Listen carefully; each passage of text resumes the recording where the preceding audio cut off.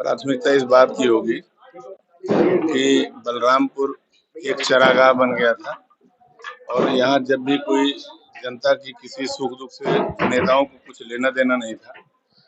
आज भारतीय जनता पार्टी के जो कैंडिडेट हैं साकेत मिश्रा जी, जो रहने वाले देवरिया के हैं और आ गए बलरामपुर में लोकसभा लड़ने। मैं आप प्रेस के माध्यम से लोग चाहता हूँ कि साकेत जी ने देवरिया में कौन सा ऐसा काम कर दिया है जो उनकी बड़ी उपलब्धि में गिनाई जाए। उन्हें इतिहास भूगोल नहीं पता है, 12 बजे सो के उठते हैं और ऐसे लोग क्या बलरामपुर के जनता के साथ न्याय कर पाए? एक राम शिरोमण वर्मा जिसे समाजवादी पार्टी के ने कैंडिडेट बनाया था। राम शिरोमण 5 साल तक यहाँ बाढ़ आई, कोरोना की आपदा रही, किसी से कोई लेना देना नहीं था। 2-4 लोग उनके जो सजातीय थे, उनके रिश्तेदार नातेदार थे, सिर्फ उन्हीं से उनका सरोकार था। तो जो एक ये बलरामपुर के लोगों ने, इस बस्ती के लोगों ने इस बात को महसूस किया कि बलरामपुर की देखभाल वही करेगा जो बलरामपुर में पैदा हुआ हो, बलरामपुर का रहने वाला हो, श्रावस्ती का रहने वाला हो, वो यहाँ की भौगोलिक स्थिति, यहाँ की सामाजिक परिस्थिति को जानता हो, किसकी कौन सी जरूरत है, कहाँ कब कौन सी समस्या आती है, किस क्षेत्र में। तो ये एक जन आंदोलन बन गया और ट्विटर, फेसबुक, व्हाट्सएप पर बाहरी कैंडिडेट का विरोध होने लगा। ऐसे में समाजवादी पार्टी के राष्ट्रीय अध्यक्ष आदरणीय अखिलेश यादव जी ने हम पर भरोसा जताया और टिकट पहले भी मेरा था। किन परिस्थितियों में इनका टिकट हो गया मैं नहीं जानता, लेकिन आश्वासन हमें इंडिया गठबंधन की तरफ से पूरा मिला था क्योंकि ये टिकट समाजवादी पार्टी के खाते में थी।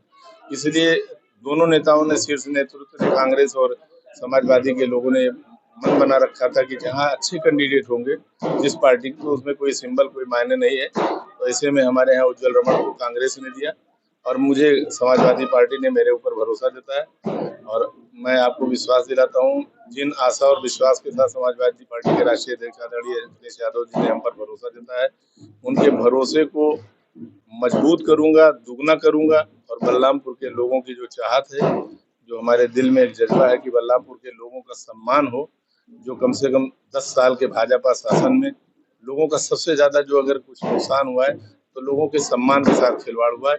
उस सम्मान को उन्हें दिलाने के लिए जी तोड़ मेहनत करूंगा क्षेत्र के विकास के लिए। पहले भी जो हम लोगों की सोच थी, हमने बंधा बनवाया जब मैं विधायक हुआ, 5 साल का मेरा कार्यकाल था, हम यहाँ पॉलिटेक्निक लाए और ये अलग बात है कि वो पॉलिटेक्निक जमीन न मिल पाने के कारण गैसुरी में चला गया, लेकिन हमने जी तोड़ कोशिश की और बलरामपुर के लोगों के सम्मान की लड़ाई निरंतर लड़ता रहा।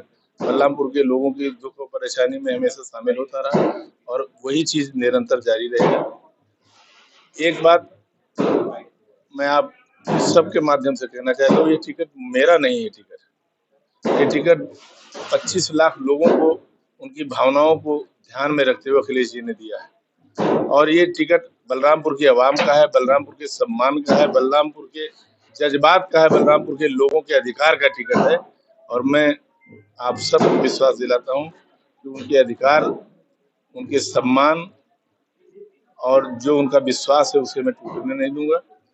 जी तोड़ मेहनत करके उस चाहत को जो बलरामपुर की जनता ने हमारे प्रति, आपने देखा होगा कि 1-1.5 महीने से ट्विटर पे हर डिमांड कर रहा था, समाजवादी पार्टी का कैंडिडेट गांव-गांव जा रहा था, उसके साथ कोई आदमी उनको कोऑपरेट नहीं कर रहा था, क्योंकि सबके अंदर अनिच्छा थी ऐसे कैंडिडेट के प्रति। आज आप देख लीजिए पूरा शहर यहाँ से लेके पचपेड़वा तक, आप सुबह देखेंगे, अखबार देखेंगे, सोशल मीडिया के माध्यम से देख लीजिए।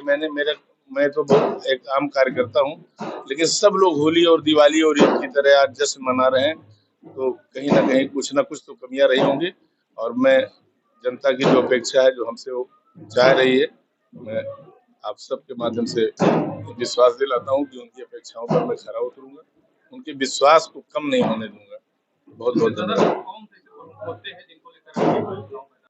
सबसे पहले तो जो मुद्दा है रोजगार का, महंगाई का, और बड़े मुद्दे हैं। आप देख रहे हैं कि आज एक जो डर का, भय का माहौल पूरे देश और प्रदेश में फैलाया जा रहा है, भ्रम की स्थिति फैलाई जा रही है। उस भ्रम की स्थिति को जो गठबंधन है, इंडिया गठबंधन, उस भ्रम की स्थिति को, उस मकड़ जाल से इस देश को निकालने की सबसे बड़ी चुनौती है। पिछड़े और दलित अल्पसंख्यक जो पीडीए का नारा आदरणीय अखिलेश जी ने दिया है, उनके भरोसे को कायम करना, उनके भरोसे को मजबूत करना, आवाम के भरोसे को कायम करना, उनके दिल से डर निकालना। एक जो कानून के नाम पर जो छलावा हो रहा है, जिसको चाहते हैं जो तना वही जो भारतीय जनता पार्टी के कार्यकर्ता कहें वो सही, इस व्यवस्था को खत्म करना है।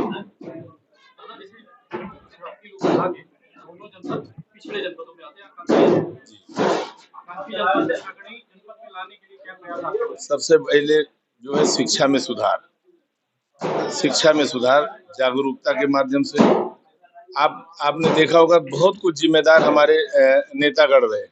कहने को तो हमने यहाँ से 2-2 भारत रत्न दिए, लेकिन उन्होंने हमें क्या दिया। नानाजी देशमुख 77 में यहाँ बलरामपुर के लोगों ने उन्हें चुना, और जब उनसे इंटरव्यू लिया गया तो उन्होंने कहा कि आपको जीत कैसा महसूस हो रहा है, कैसा अनुभव हो रहा है। तो उन्होंने कहा बहुत शानदार। लेकिन यहाँ के लोग कैसे हैं कि यहाँ के लोग गद्दार हैं।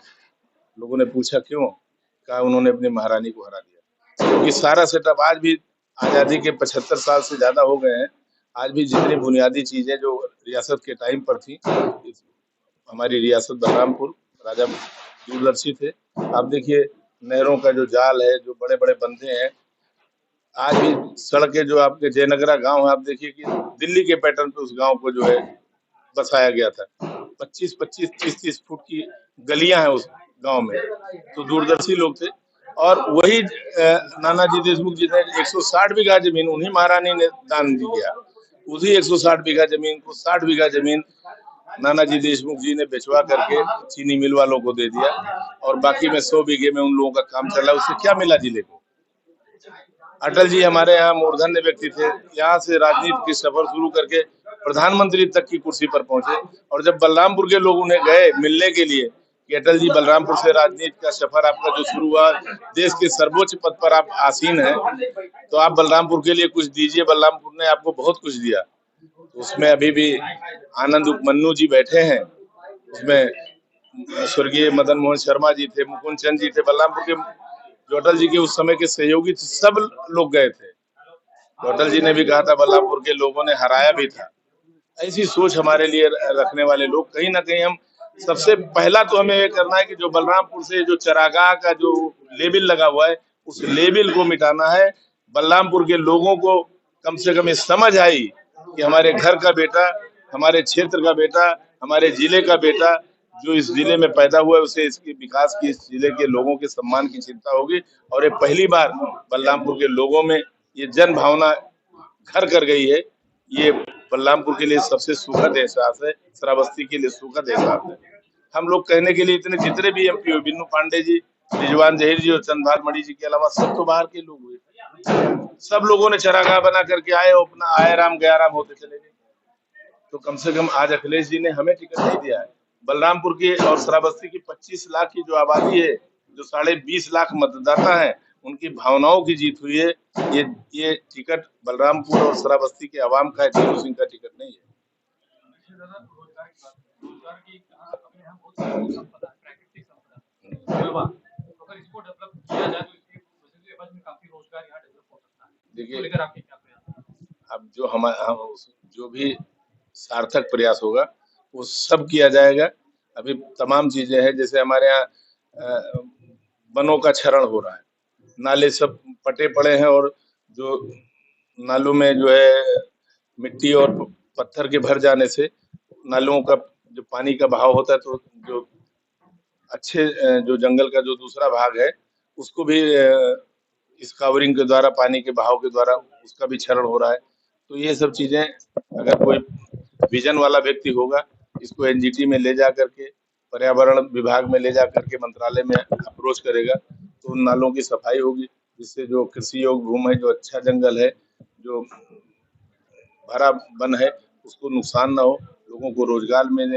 यहाँ बालू और रेत और बजरी इतना महंगा है, हम बाहर से लाते हैं। लोगों को अगर ये व्यवस्था होगी तो सस्ते रेट पर उपलब्ध होगा, और आज महंगाई चरम सीमा पर है।